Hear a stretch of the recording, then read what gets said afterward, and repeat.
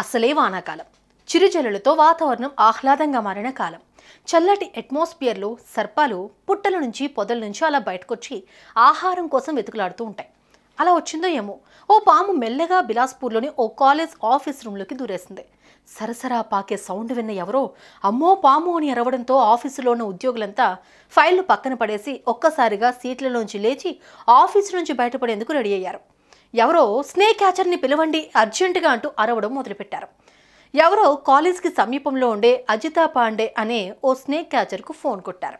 ఆమె వెంటనే స్పందించింది. వస్తున్నా, ఏం కంగారు పడకండి అంటూ ధైర్యం చెప్పి కాలేజ్లోకి ఎంటర్ అయింది.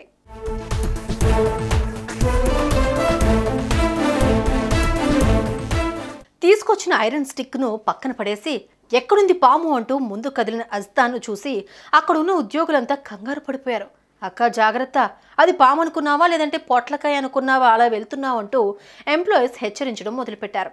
అయితే పాములంటే తన కన్నబిడ్డలా భావించే అజితమ్మ మాత్రం ఏం పర్వాలేదు, పాములు మనకి మంచి ఫ్రెండ్స్ అంటూ ఆ పాము కనబడిన సీటు దగ్గరికి వెళ్ళింది. ఇందాక ఆ చెల్లి అన్నట్లుగా పొట్లకాయని బయటకు తీసినట్లుగా తీసి దాన్ని ఓ గోతంలోకి జారవిడుస్తూ ఆ పాము ఏ రకం, అది కుడితే ఏమవుతుంది అన్న సమాచారం చెబుతూ తీసుకెళ్లి తన బైక్లో సీటు కింద పెట్టేసుకుని అందరికీ బాయ్ బాయ్ చెప్పి అక్కడి నుంచి మెల్లగా ముందుకు కదిలింది.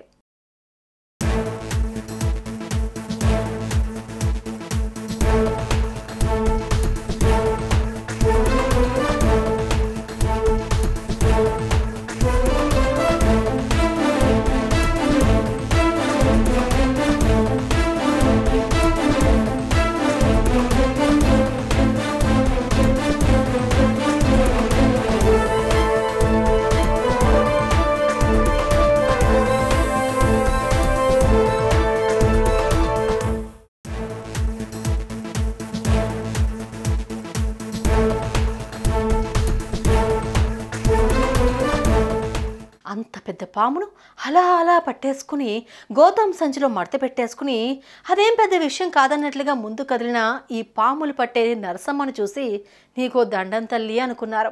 పెద్ద గండం గడిచింది అంటూ మళ్ళీ కంప్యూటర్ల దగ్గర కూర్చున్నారు. ఇంతకీ ఆ పిల్లకి పాములంటే భయం ఎందుకు లేదబ్బా అంటూ గుసగుసలాడుకోవడం మొదలుపెట్టారు.